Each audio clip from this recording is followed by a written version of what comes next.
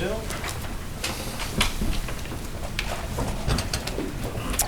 Mr. Commissioner, when we finished this morning, I was embarking on a discussion around joint management, and I just want to back up one step before we continue with that and just talk a little bit more about the IHPC for a minute. As I understand it, the IHPC is the active Tier 3 process out there right now as it relates to pre-season and the development of pre-season plans. Is that correct, Mr. Rosenberg? That's correct. And it's an advisory process, correct? That's correct. And Mr. Commissioner, you'll recall that we've spent some time earlier in the Commission around that process. And I want to take you back to documents 3, 4, 5, 6, and 7 that I've marked this morning, exhibits 1252 and following.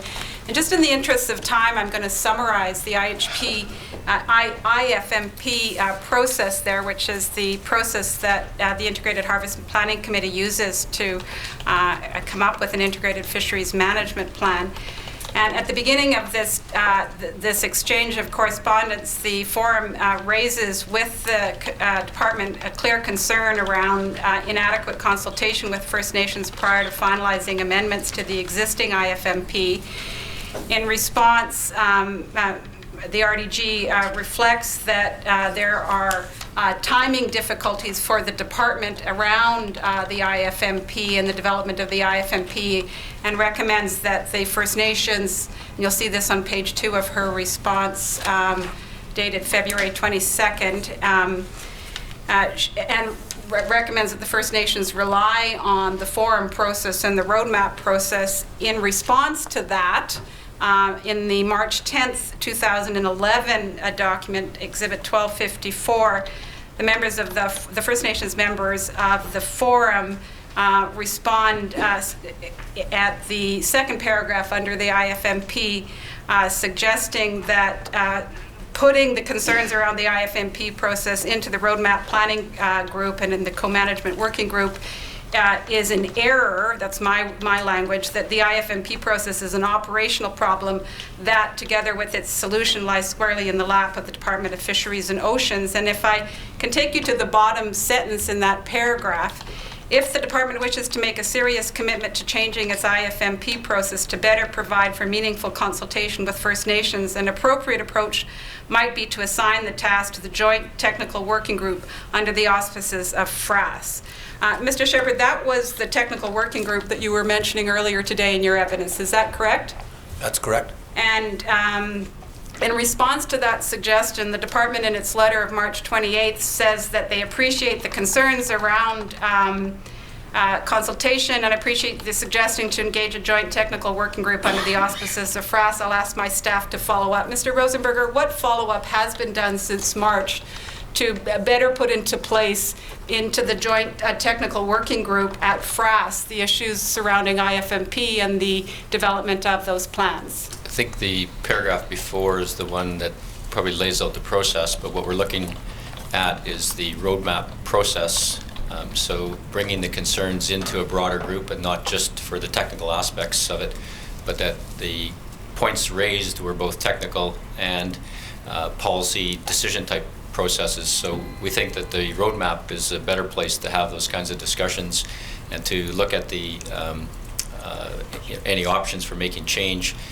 My understanding is that DFO staff have raised this through the roadmap process, is that in the case of development of the IFMP, really it's a timing issue, and you need to start of when you start and work your way back of when you need to make those decisions or striving to make the decisions, and then what kind of a process that you want to make to get to there.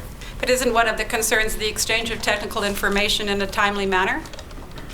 That's one of them, yes. And wouldn't working at the Joint Technical Working Group assist that? It might, but there's a lot of issues being raised, and so where do you want to put the focus, and what are the priorities of making any changes? So the view is that we need to look at the whole process and not just one part of it and look to make changes. And so you're going to leave the IHPC limping along until the larger process works? Is that the outcome of this? I think there's been a number of changes in both the IHPC, how it operates, and also in the development of the IFMP. So I think that the track record to date is that there have been changes and modifications as there's agreement to move forward on them. these concerns are fairly recently voiced in letter at a fairly high level. The last exchange is Ms. Farlinger's letter of March 28th. Have any changes been made subsequent to that? Not for this year. Mr. Shepherd, do you have anything to add to this dialogue? The concern I have as an IHPC standing member since, I think, 04 or 05, I don't remember when that process started, is that its inability to deal with FSC. I've raised a number of issues from the Upper Fraser perspective attending the IHPC. I've been given a mandate essentially to bring back as many fish as possible. Pretty blanket mandate, but it is a mandate. And so whenever issues arise around or arisen around stocks of concern, conservation, those types of things, particularly early summer, which I've just mentioned earlier, I've been told by the chairperson, the facilitator, that this is not the place to bring that up. So FSC is clearly not something that is within the mandate or the purview of the IHPC. So to me, it's always, the reason we're there is because we feel that Upper Fraser First Nations realize that to not attend is to do worse damage than by attending. So we attend kind of the lesser of two evils. We attend there to try to get as many fish home as possible, so to meet our FSC needs and to meet conservation needs, knowing that it's not even really on the table. So this has been a long-standing issue for us, and until that changes, I don't know how these issues are going to be better or better addressed. With that, I'll turn to the roadmap process, which seems to be one of the answers to the dilemma around this structural issues. And I'd like to introduce documents 110 and 111 from the First Nations Coalition's documents. Mr. Shepherd, you're familiar with the request that FRAS made to Julie Gardner to do a report on roadmap, is that correct? Yes, I am. And is this document in front of you her summary in response to that request? It is. Have that marked as a next exhibit. The exhibit 1110 will be 1258. And if I could go to 1111. And this is her document analysis and process recommendations within the same group. Is that correct? Yes. May I have that marked as the next exhibit? Exhibit 1259. Now, without taking the time to go into the document in too much detail, in a number of places she refers to, well, actually, I better do this. This was a summary of the written materials and the processes to date. This was not a lot of independent research on her part. Is that correct? Yes, it is. Thank you. And in this paper, she uses words, and I can take you to the pages if necessary, but things like co-management is a vague destination and an ambitious journey, and that there's more process than progress right now. And so I'm going to turn my questions to those types of concerns. Mr. Rosenberger, do DFO reps at roadmap meetings carry mandates to negotiate agreements with First Nations on joint management? They're working through trying to come to common definitions or ranges of definitions and options. I'm not aware that we're at a point where we have a specific mandate that we're striving for. What we're doing at this point, I believe, is more exploring options that might lead us to a better place. And do they carry any mandates to make changes substantively on the ground right now as it relates to your decision-making processes? They bring those recommendations into the broader department for consideration, and we have made some changes from information or recommendations and options that have been discussed at the roadmap. Mr. Cray, you mentioned earlier that in your discussions this morning with Commission Council around the roadmap that there needs to be some kind of commitment or need a signal, that you need a signal at some point in time. Or could you tell me what you mean by that? What type of signal are you as an advisor on fisheries management looking for? Or what type of changes do you think are necessary to get this going? I would agree with the summary that Julie Gardner has provided here.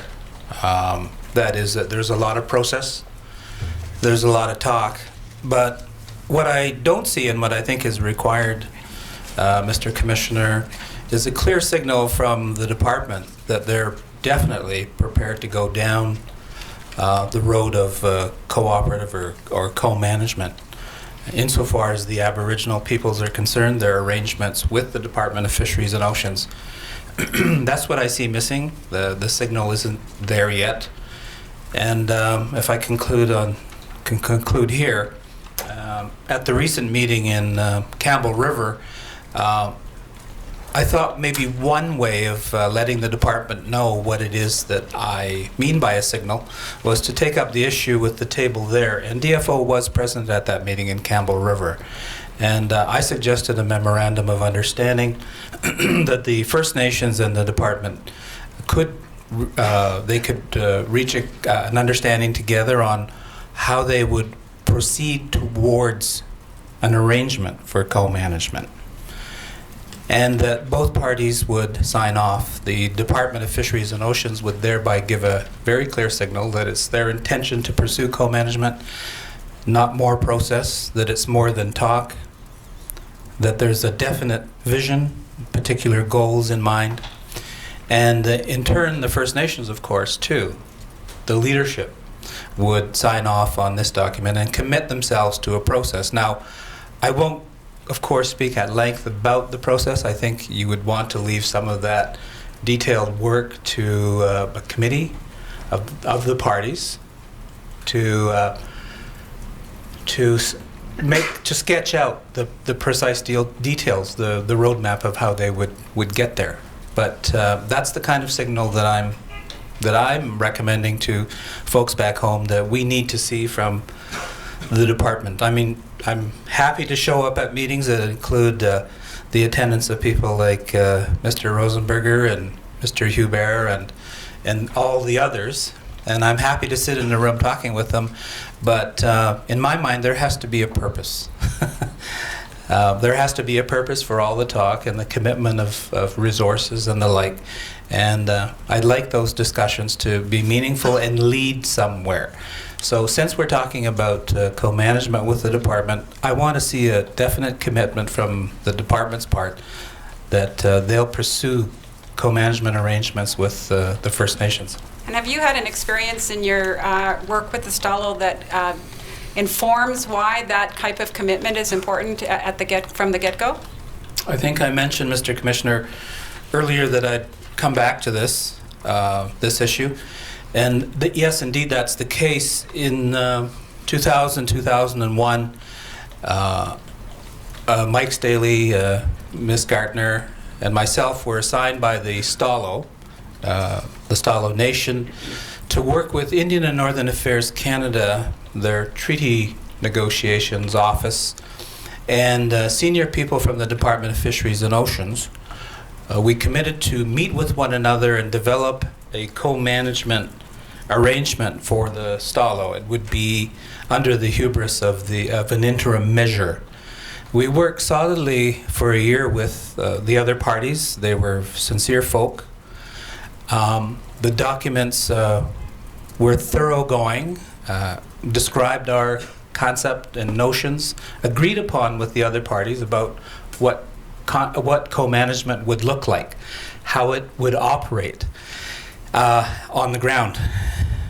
Well, when the proposal, the suggested agreement was tabled with the government, it was presented to a senior negotiator with Indian and Northern Affairs Canada.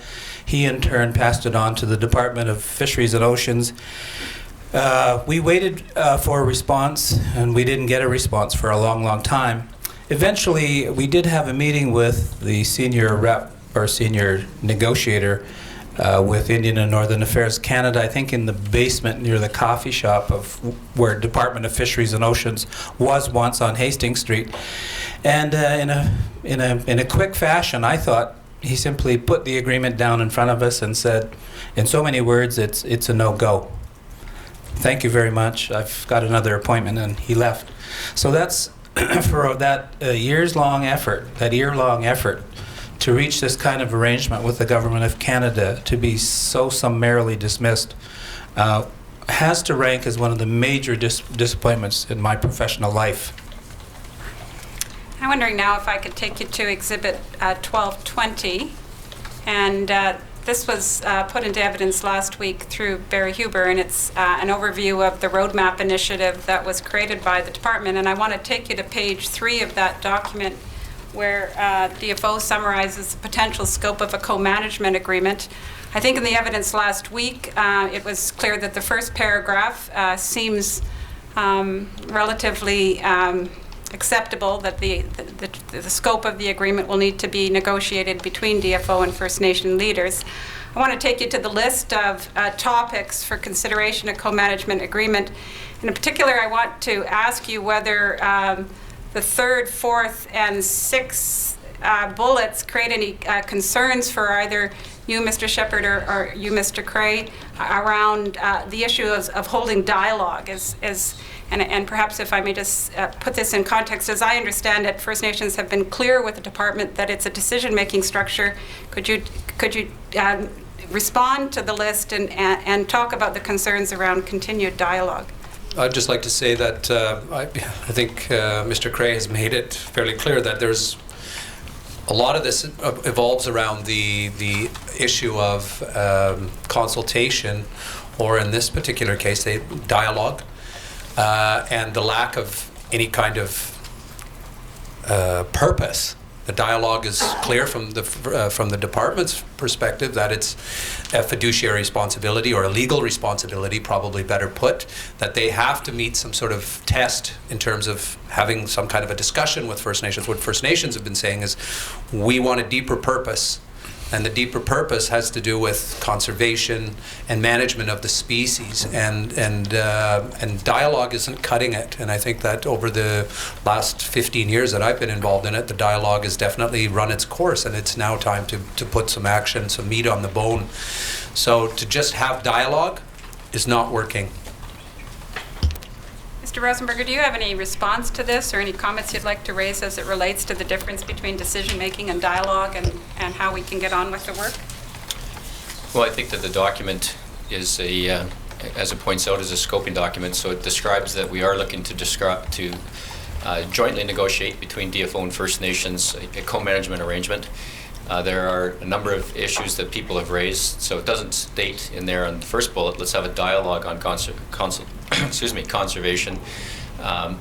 So it's laying out to some degree a range of what might occur. So in this case, when it's talking, the 3 bullets that you referred to are commercial fisheries, recreational fisheries, and some other policy and programs. So where should those occur? It may not be only in the forum process, or whatever becomes or follows after the forum process.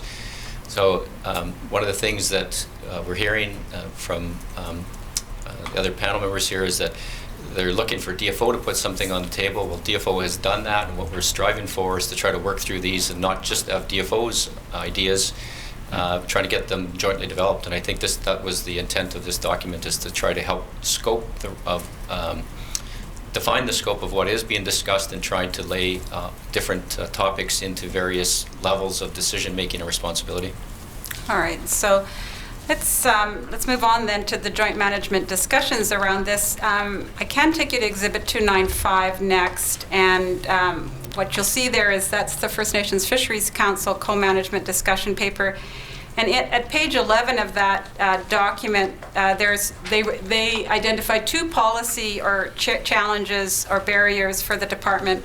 The first is the recognition of Aboriginal title rights and responsibilities, and the second is the I've got it in the reverse in my typical fashion, not fettering the authority of the minister. And we had quite a bit of dialogue about that last week. Do you agree that those are policy challenges that the department has when looking at developing co-management frameworks with First Nations? They're part of the policy that the department is working under. In the case of the second bullet, that responsibility for the rights and title side of things are with the Department of Indian and Northern Affairs, not with the Department of Fisheries Notions. Well, why do you think that, Mr. Rosenberger? Why do you think that the responsibilities around rights and our title and rights rest with the INAC and not the department? The Indian and Northern Affairs has the mandate for negotiation and working through land claim treaties and processes such as that. The Department of Fisheries and Oceans does not. But you'll agree with me, of course, that the Department of Fisheries and Ocean can make decisions that could directly impact asserted rights and title? The department does make decisions that have created challenges for First Nations and have been challenged in court and other places.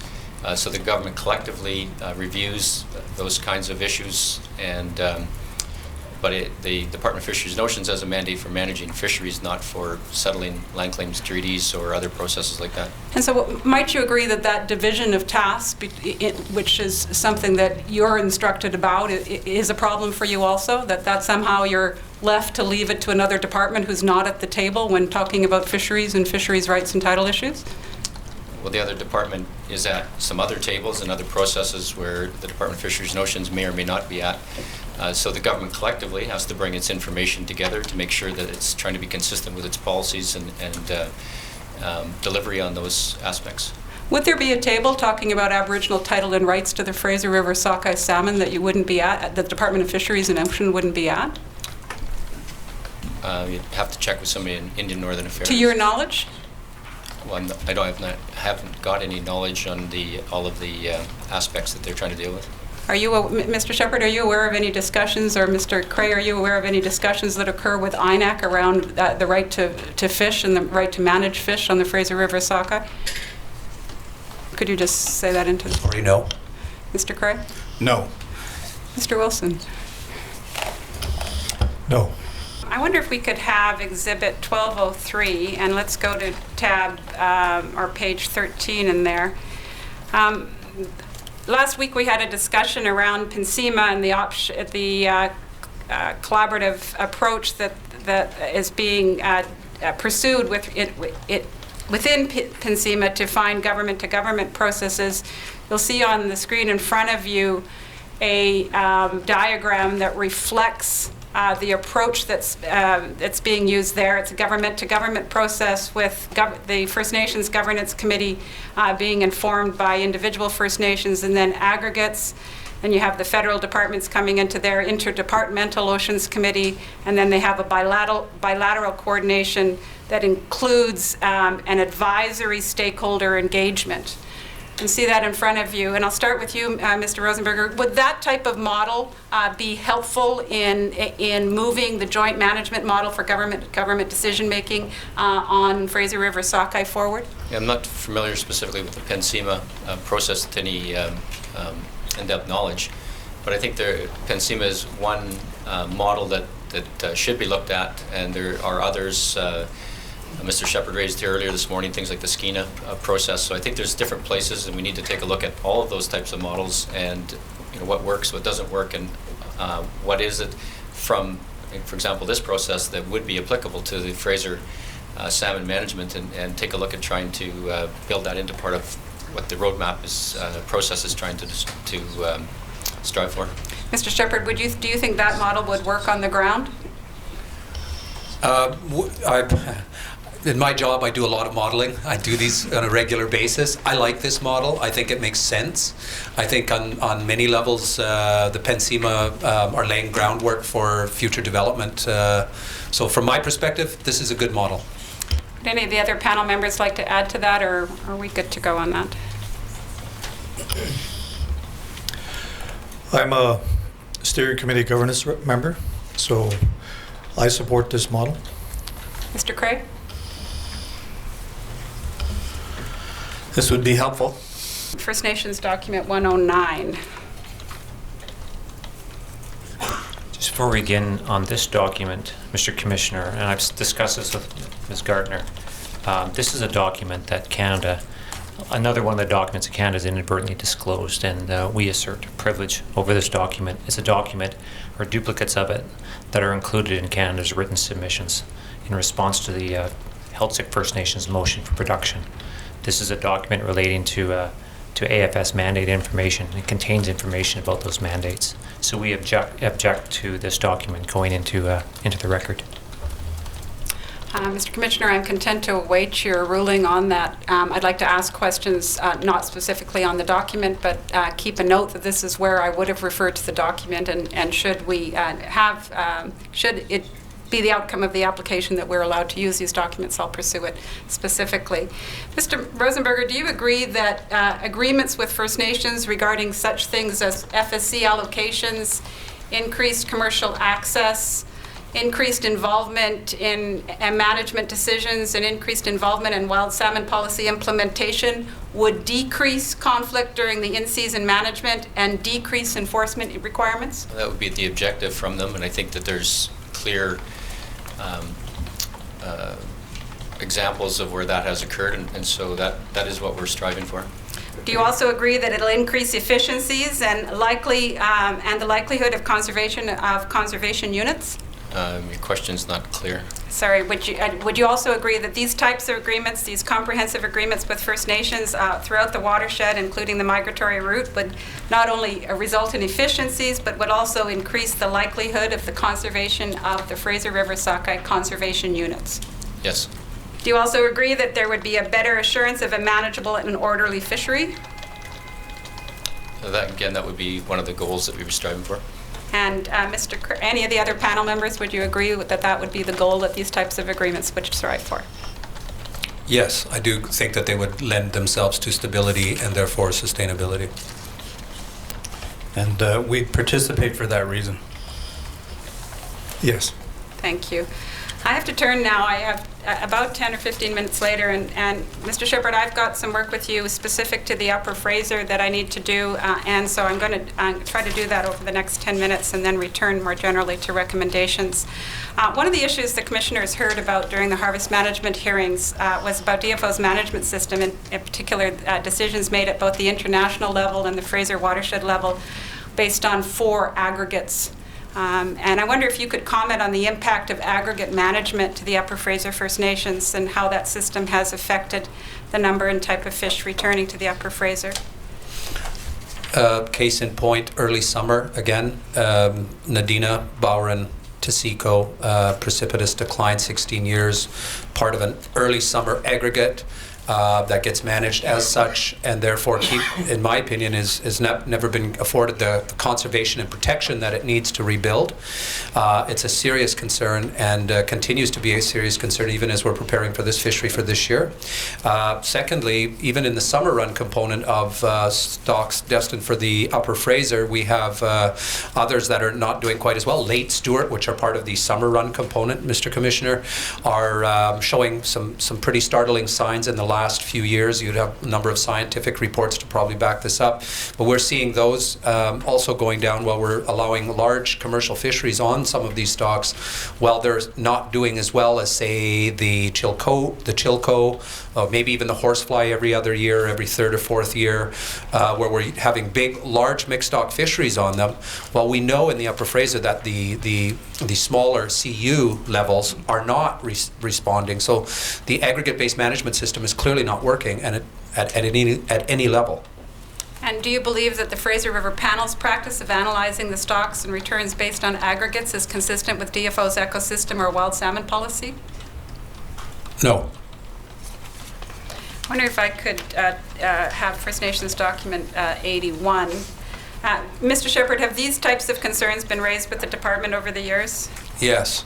And I'm now showing you a document in which you raise these concerns with the Marine Stewardship Council. Is that correct? Yes. Could I have that marked as the next exhibit? Exhibit number 1,260.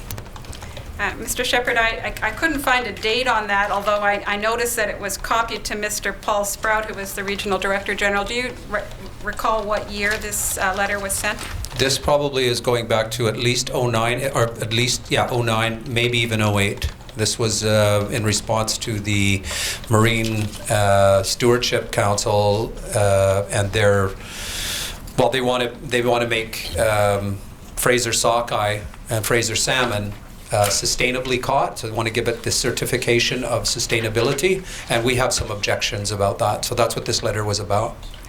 We've also heard evidence from Mark Sanders and others regarding the development of the wild salmon policy and the implementation of it. I'd like to go to Exhibit 945. as I understand this exhibit, in response to Mr. 945A, sorry, the department did an inventory of meetings with some of the Fraser River groups on wild salmon policy, and I'd like to take you to the page regarding the UFFCA. And you'll see that there are a number of meetings listed there.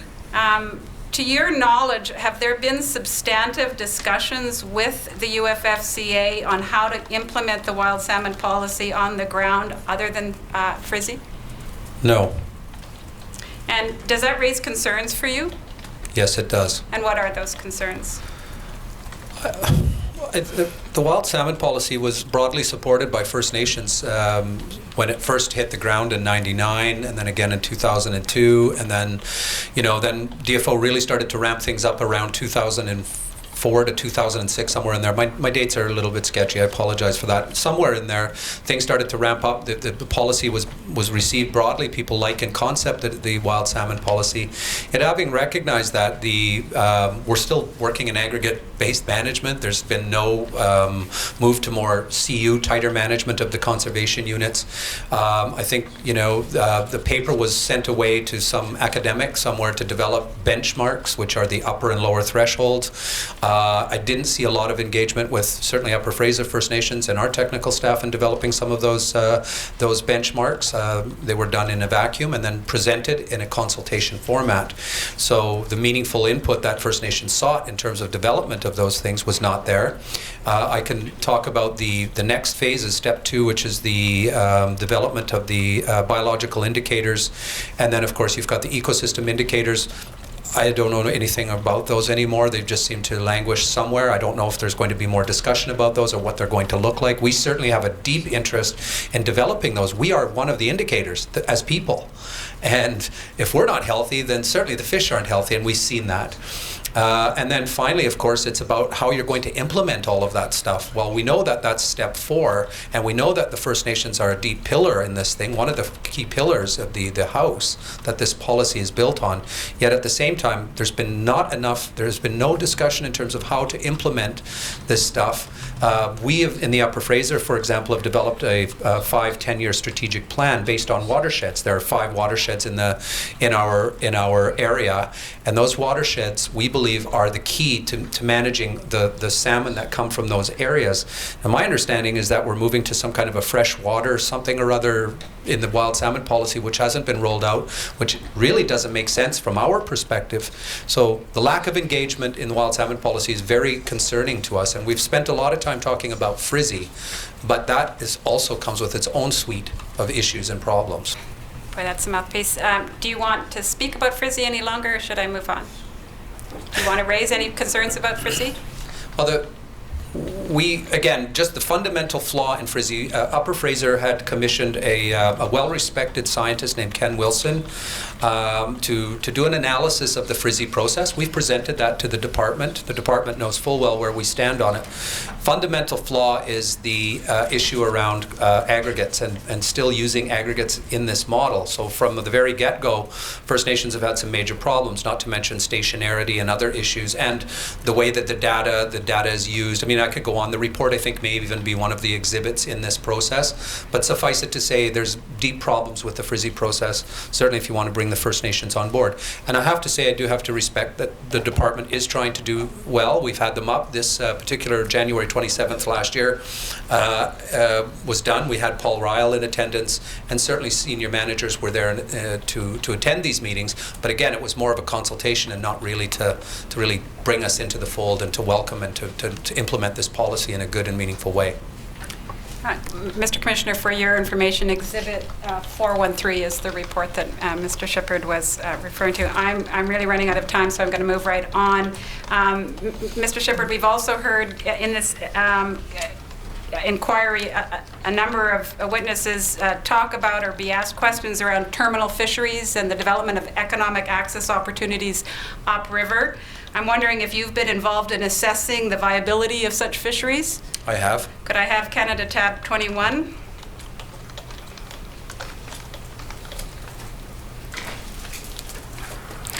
Is this a report that you're familiar with? My name's on it.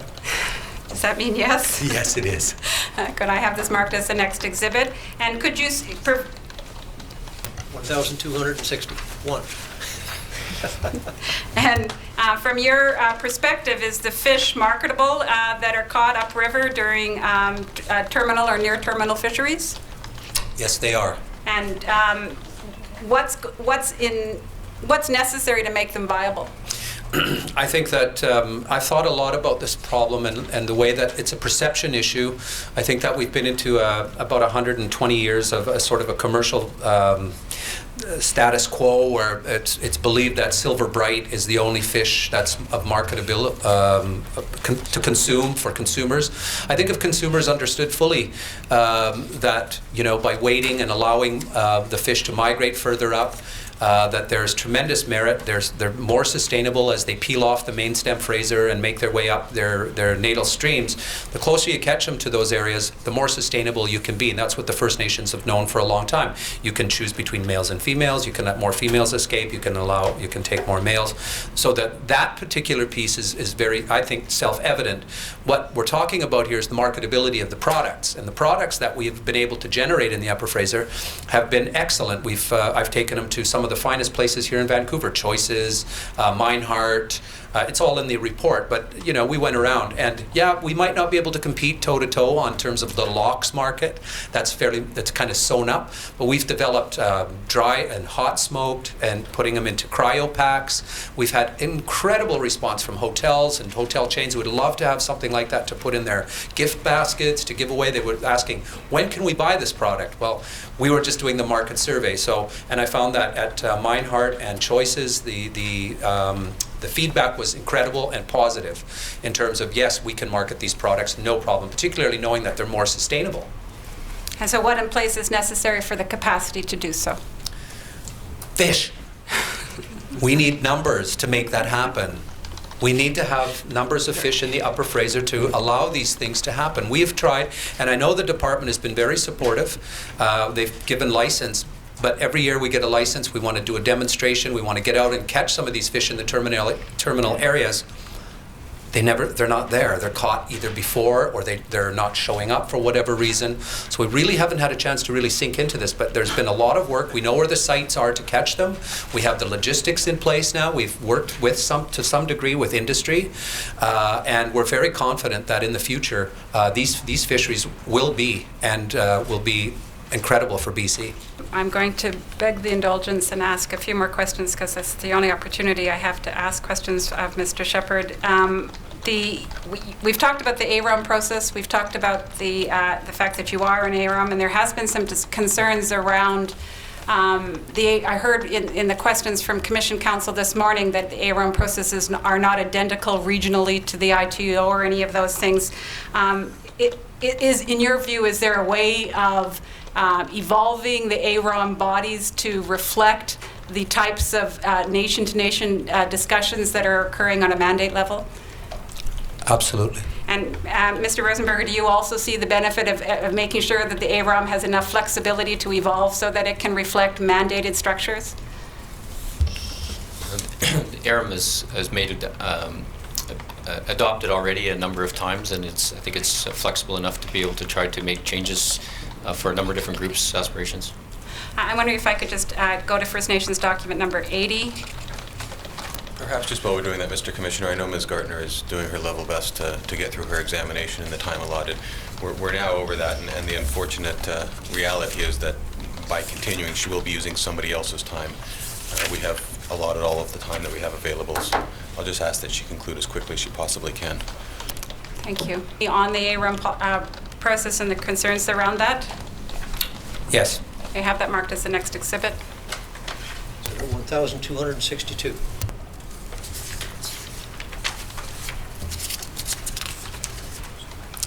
I need to go briefly. Mr. Shepherd, you have talked a number of times about the importance of having technical groups working together, and you've used the word science. You're also familiar with the traditional ecological knowledge that First Nations carry?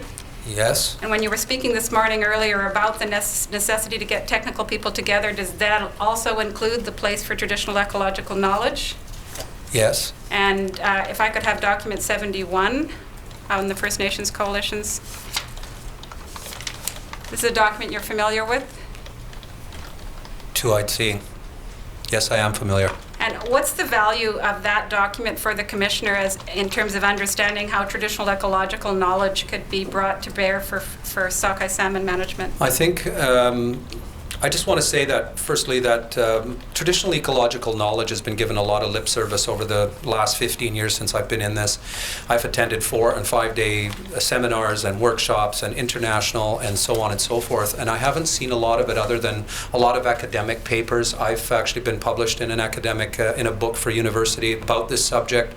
It was specifically around aquaculture, but the bottom line is that it needs to be started. So I've given some thought to it, and one of the things that I've thought about is the connection between DFO science and TEK to me is a slam dunk. I think that a lot of the hypothesis statements that are being generated by DFO scientists could be supported and in fact even generated new hypotheses based on traditional ecological knowledge. I see it as the starting point, not the end point, but the starting point for a really robust technical and scientific program on the Fraser River. Thank you. May I have that marked as the next exhibit? 1,263. And just finally, my last question before I sit down is around the Fraser River panel. Oh, actually, I have 2 questions. The first question is, I was slightly confused when I heard the number around 30 meetings. Is that what I heard earlier? Does that include the Fraser River panel meetings? I know you meet weekly or more on that. Were you including that when you were including your numbers? For me, yes, I would include that in my number, personally. All right. Now, we've had evidence from Mr. Rosenberger already on the Fraser River panel and from Mr. Paul Sprout. And in particular, Paul Sprout gave evidence about his personal opinion that at least 50% of the representation of Fraser panel should be First Nations. Mr. Rosenberger, in your previous evidence, you weren't quite willing to commit to a 50%, but you did talk about increased participation. Mr. Shepherd, could you speak on the benefits of increasing First Nations representation at the Fraser River panel as it relates to in-season management? I think the benefits of having increased participation are taking a lot of the stress off of one single person like myself and my colleague Ken Malloway, who's a Stalo. It's very difficult for us to purport to represent First Nations issues. Well, I'm clearly very biased towards the Upper Fraser. There are people in the Mid-Fraser who have no participation whatsoever, who have different, as I've said earlier, upper, middle, sort of lower, and then approach, slightly different viewpoints on these issues, and it's very difficult to be but one. So I think as a nominal starting point, that a 50% representation by the First Nations on those panels would send a very clear signal, as speaking of Mr. Cray and signals, would be a great signal, and that's why I think Paul Sprout really believed in that. I think Mr. Sprout really saw the benefit of having such a makeup on the panel as bringing more peace, more harmony, and better decision making and outcomes, and would probably be a lot less stress on DFO. And Mr. Rosenberger, what is the concern that you have around increasing to 50%? Yeah, I don't necessarily have a concern around moving specifically to 50% or any other number. I think at this point what we're striving for, or I would be looking for, is, as we were talking about here earlier, process whereby First Nations provided mandated representative individuals to participate so that we hopefully remove some of the issues that Mr. Shepherd has just described. I'm going to stop at this point, Mr. Commissioner. I had hoped to take them to recommendations, but I'm sure that we'll be able to take that from their evidence.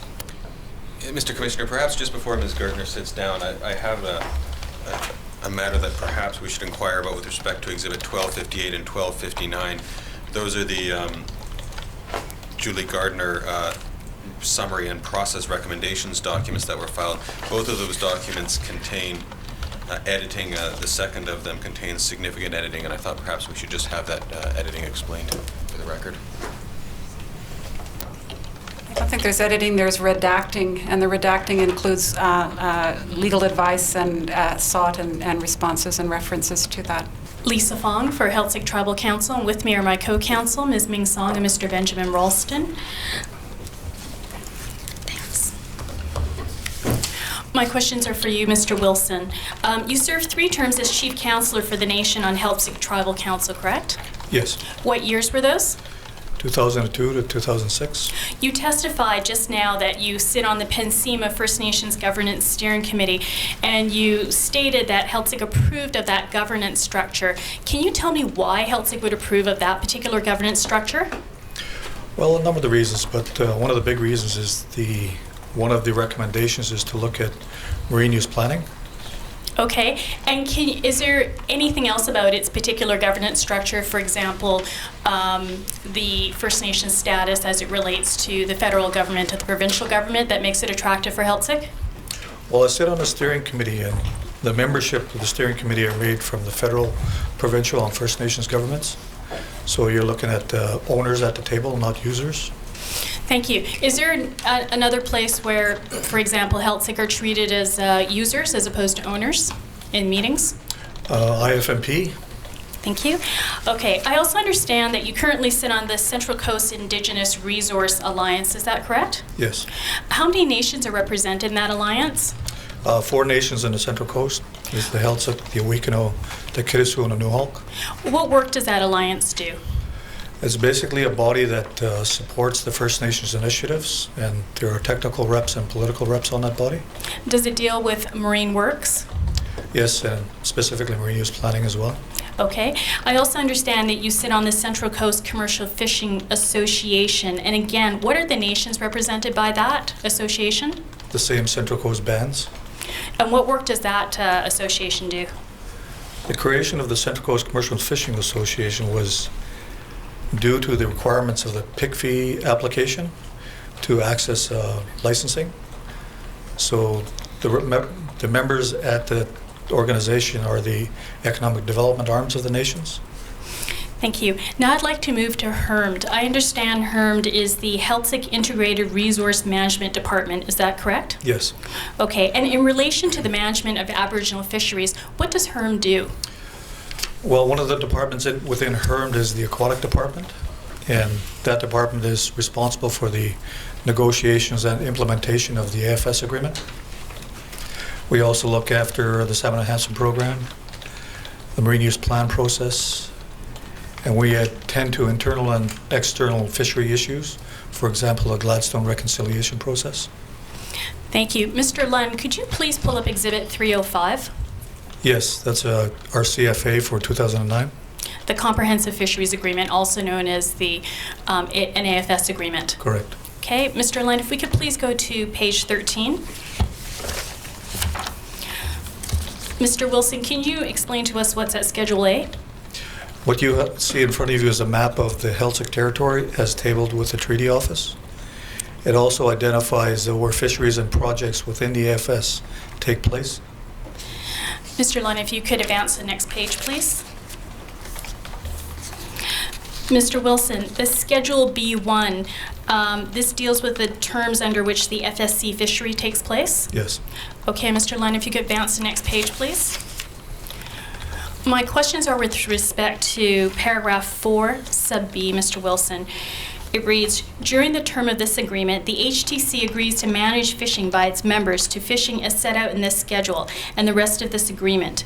In the event that the HTC identifies an increase in the food, social, and ceremonial needs of its members during the fishing season, the parties will review the quantity specified in the communal license issued to the HTC, and if agreed by the parties, DFO will amend the communal license.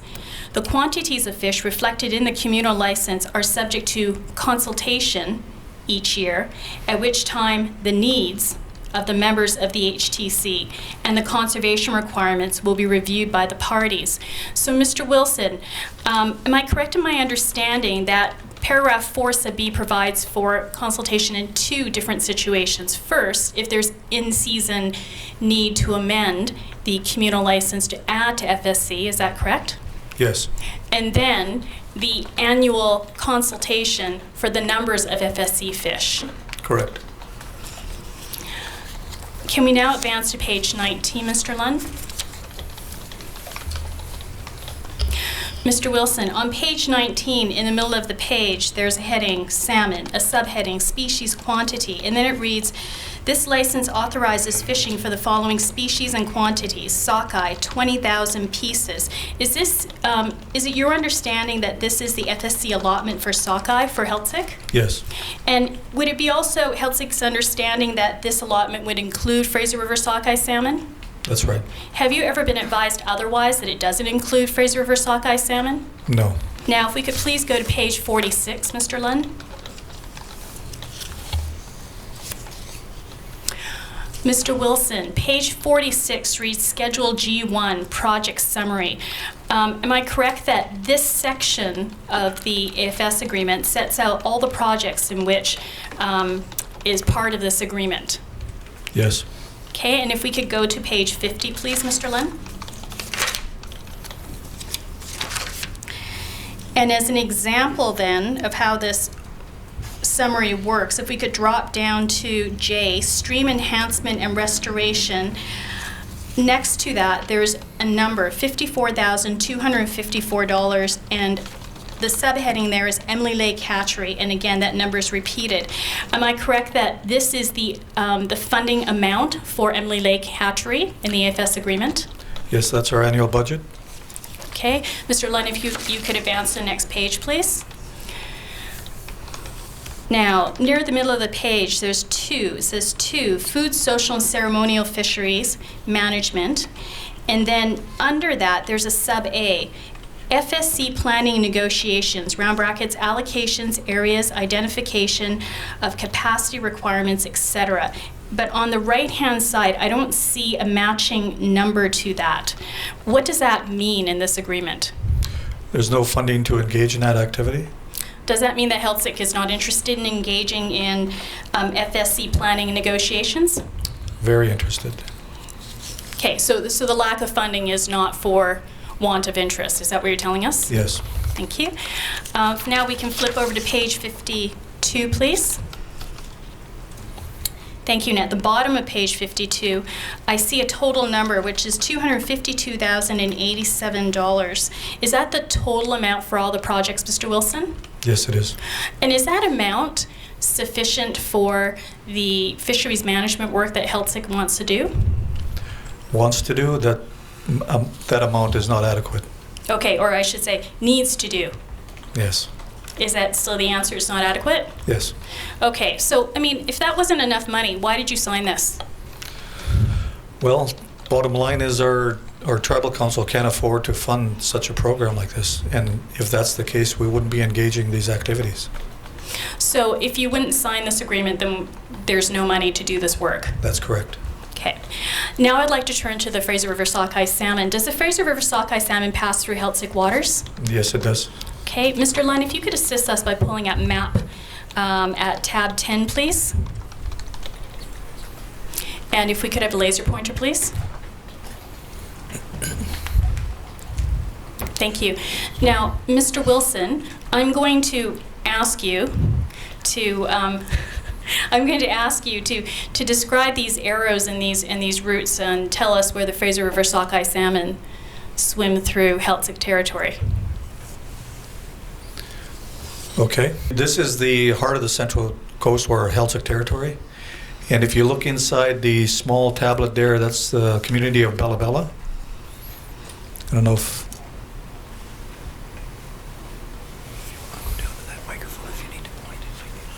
I think, can he point? So you have the community of Bella Bella. And if you look west to the top left corner, that small island on the top left is Price Island. In the, I think there are orange arrows, you'll see the indication of the route of the Fraser River sockeye salmon. Now, I have to quantify this by saying doesn't happen every year. This is what our fishermen have noticed over the years. So you look at the route goes up on the east side of Price Island, up to the end of Queen Sound and down back through, then comes down south through the mouth of the Seaforth Channel and down along the Bardswell Group and further south into Queen Sound.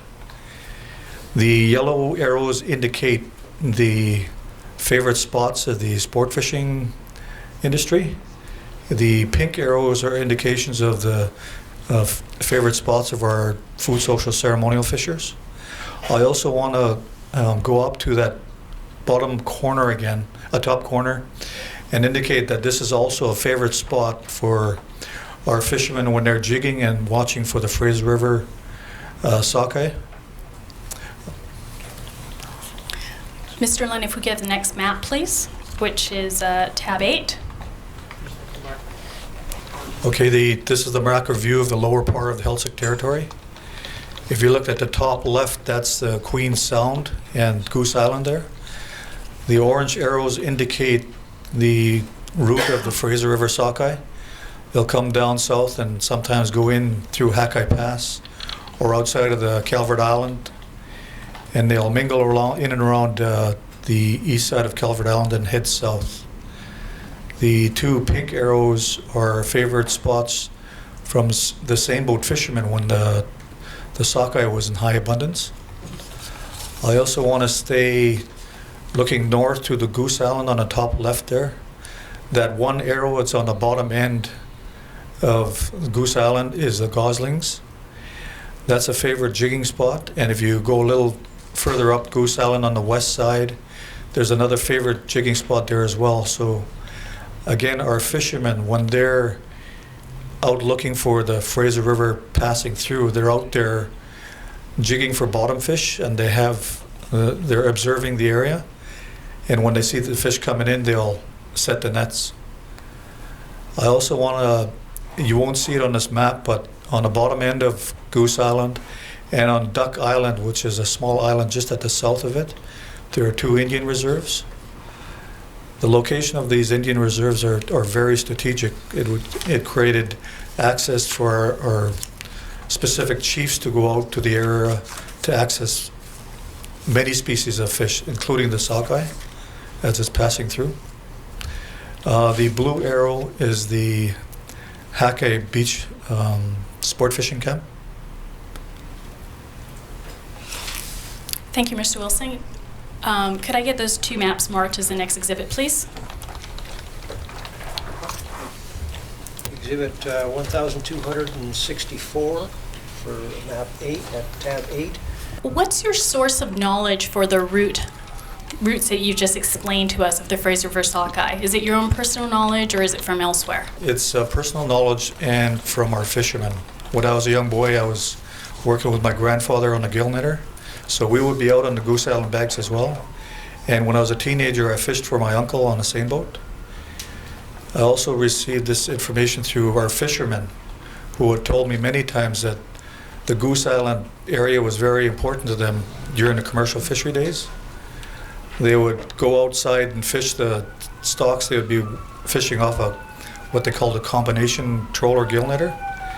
So they would troll for the salmon. When they saw a huge number of sockeye coming in, they would then use their nets. But the companies saw that it was a very important site as well. They would allow the fishermen go inside the anchorage, and then the companies would send the packers out. And the packers would pick up the fish, but they would also give the fish boats fuel, food, and any other amenities so they could stay out as long as the stocks were out there. Mr. Wilson, how do your fishermen know when it's Fraser River sockeye salmon as opposed to some other fish? Well, the big one is the size. The local sockeye are very small, and we all know the size of the Fraser River, plus the color. The color is different. Thank you. And for how long has Heiltsuk fished the Fraser River sockeye salmon? Well, our fishermen and elders have told us for as long as they can remember. Mr. Wilson, before you came here today, I asked you to take a look at the policy and practice report that was created by Commission Council. In your review, do you have any comments regarding the allocation of the Fraser River sockeye salmon? Yes, there's an error in it. There are tables indicated 3 regions that access the Fraser River sockeye, and those tables indicate which bands have access to the Fraser River sockeye, and the Heiltsuk are not on that list. Thank you. And just for the Commissioner's reference, that's pages 37 to 40 of the policy and practice report. just because there's not a lot of time to go there. I note the time, Mr. Commissioner, this would be an appropriate time for a break in my questioning, or I can continue for another 10, 15. Thank you. Mr. Wilson, does Healthsick fish any other type of salmon? Other type, you mean chum, pink, coal? Sorry, I mean other sockeye. Oh, yes. Our local stocks? Okay. And so why not, rather than going out and fishing the Fraser River sockeye salmon, why not just fish your FSC catch of 20,000 pieces, all from your local stock? Because our local stocks couldn't stand that pressure. We would fish them, we extirpate, we'll fish them right out. Okay, then let me ask you the other side of that question. Why not just fish your 20,000 pieces off the Fraser River sockeye salmon? Well, there's a number of reasons. We heard Mr. Shepherd earlier talk about the conservation issues. We're just as concerned as everybody getting access for food, social, and ceremonial. In fact, when they asked for a no fish on the early stewards, we complied with it. The other issues are weather. It's weather determined, because when you fish out in the open ocean and you get caught out there, you can get in trouble. In fact, we've lost lives because our fishermen fished the passing stock. Okay. And the other one is accessibility. I mean, I showed you some arrows on a map that our fishermen had history of fishing those sites.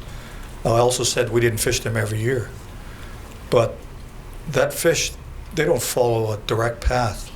They could be 50 miles offshore and we would never know they were there. So it's about accessibility as well. So in mitigating for those kinds of issues, are there ways of improving the strength of the local sockeye stocks? Well, I think you can look at conservation hatcheries. Okay, and does Healthsick have one? Yes, we do. Okay, I'm just going to take us to the next document, which is Healthsick document number 39, please.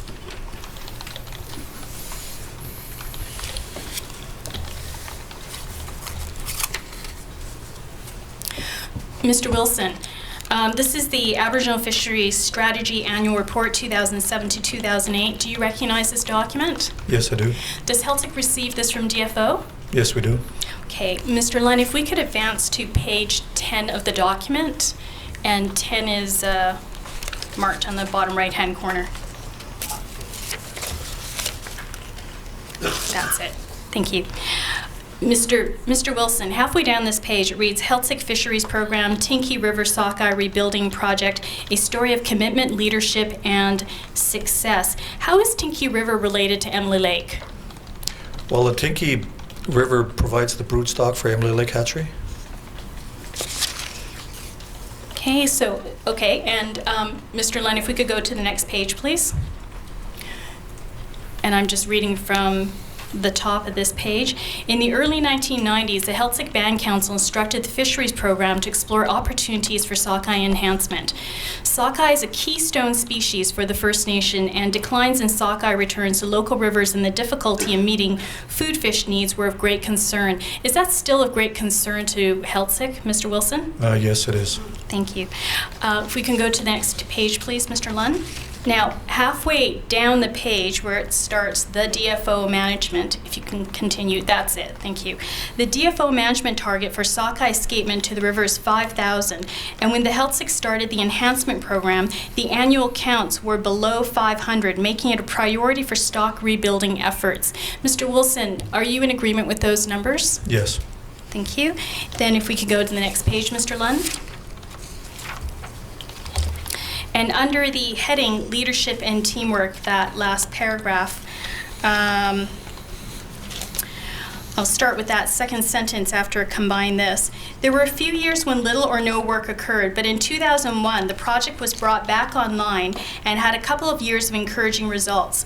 Then in 2003, Mike Reed took the helm, building on the momentum, and there has been no looking back. I'll just stop there for one moment. Do you know who Mike Reed is, Mr. Wilson? Mike Reed is my field supervisor. Mike Reed has stepped up to the plate and taken responsibility for the project, providing intelligent, reasoned, and consistent leadership. As well, his previous experience in construction and in the fishing industry, combined with his practical, hands-on approach to the job, has resulted in constant improvements to the field program and hatchery site that have increased survivals and production capacity. And now I'm going to drop down under success to that last full paragraph there.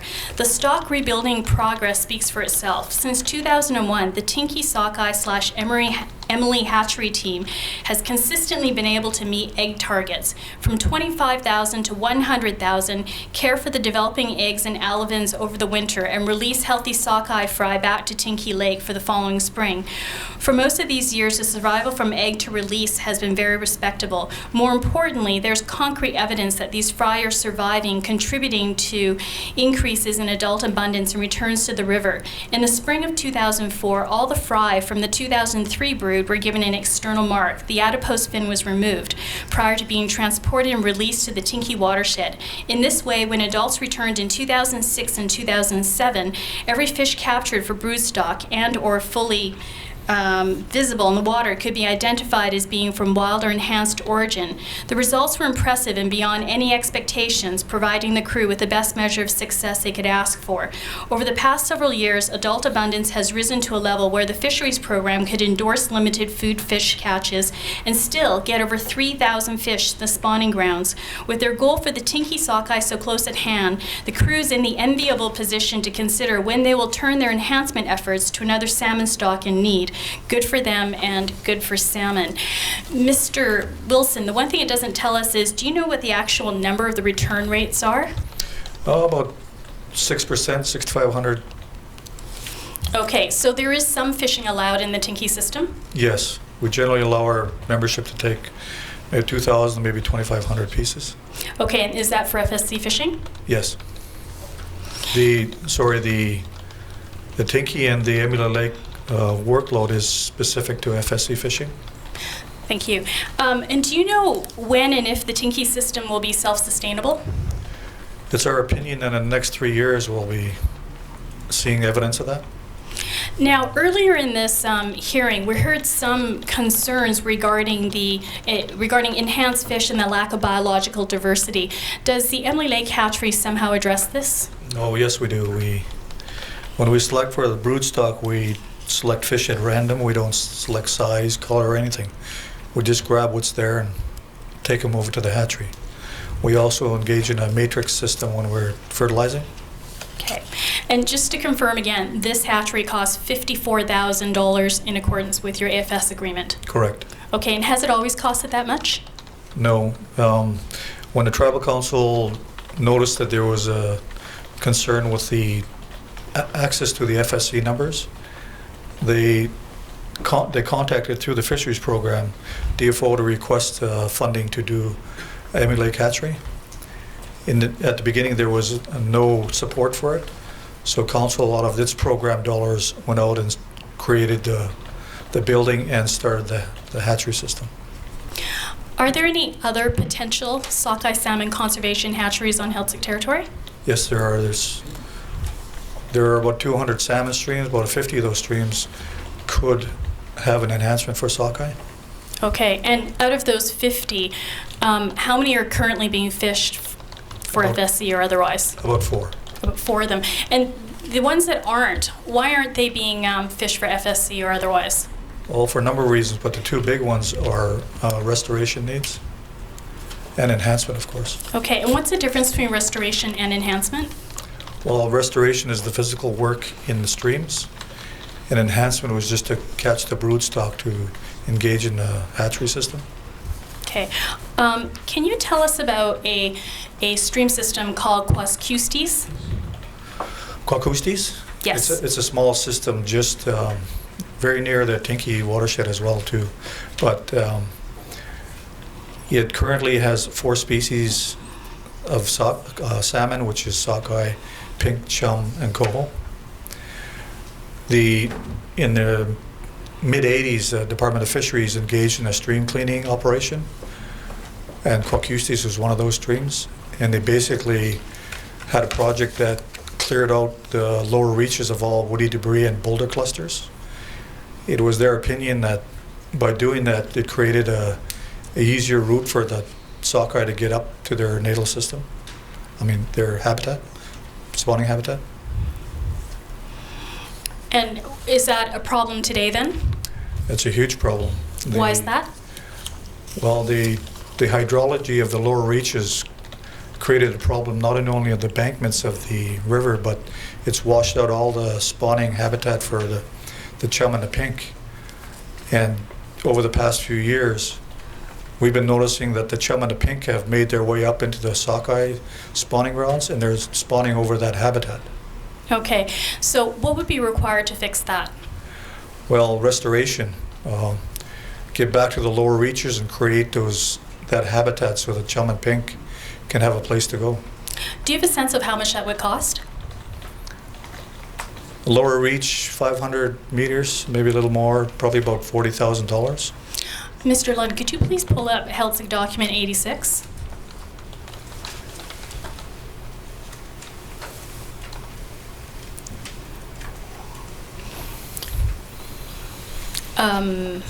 Thank you. Mr. Wilson, do you recognize this document? Yes, this budget here was developed by Mike Reed. For For the restoration work on the Qualcustis. Thank you. I'd like this marked as the next exhibit, please. Mr. Wilson, once restored, could Emily Lake then act as a hatchery for Qualcustis? Yes. Okay. Does it require additional infrastructure? Well, not at the moment, because we have the rearing tubs and the plumbing to address the overload. So what's the added, or is there any added cost if Qualcustis were to be restored and then brought into the hatchery system at Emily Lake? Well, on top of the $40,000 for the restoration work, you'd look at another $10,000 for admin work and maintaining the hatchery over the winter. Okay. Now, has Heltzik asked for funding to either restore or enhance Qualcustis? Yes. Okay. Within the AFS funds or outside of the AFS funds? We asked for outside initially, and they just turned and told us that it had to be within the AFS funding. Okay. And was there a response when you had a discussion did you have a discussion with them about whether it could be within the AFS funds then? They were saying it was up to us within those, we could move projects around if we wanted to.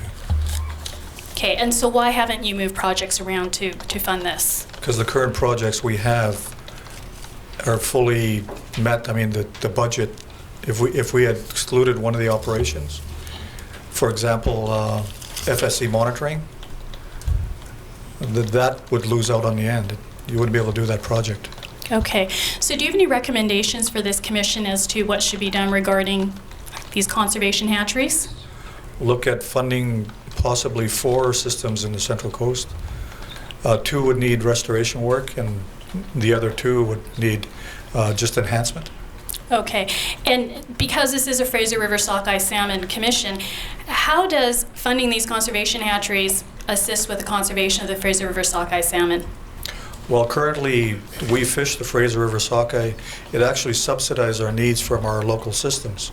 So whatever we can catch at the Fraser, well, whatever we catch in the local systems, and when we start to shut off those systems, we then turn to the Fraser for the rest of our allocation.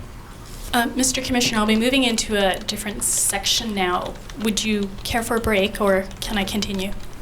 Thank you. The hearing is recessed for 10 minutes.